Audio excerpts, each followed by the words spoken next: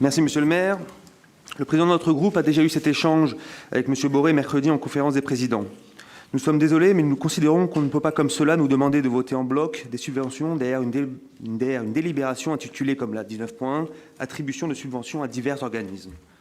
Parce que là, nous devrions, dans le même élan, décider de voter en même temps quelques milliers d'euros pour l'UNSS ou la SBTP et 800 000 euros pour l'OGC Nice. Ou encore, au milieu de ces subventions, uniquement sportives, une subvention aux militants du centre LGBT, par exemple. Dans le 45.2, dans un autre genre, nous avons plein d'événements sportifs.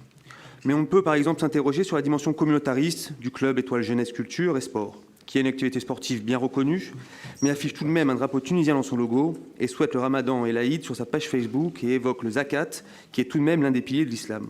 C'est aussi vrai d'ailleurs, dans une délibération passée plus tôt, sur les soutiens pendant le Covid, vous avez attribué de l'argent à l'association Formant un monde solidaire.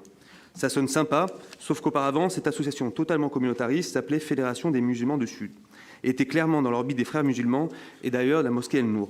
Nous sommes loin des principes de laïcité qu'une association subventionnée par la mairie devrait s'imposer.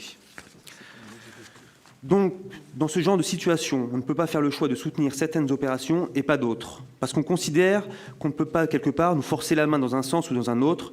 Ces choix budgétaires représentent aussi des choix politiques. Par conséquent, nous ne prendrons pas part au vote. Je vous remercie.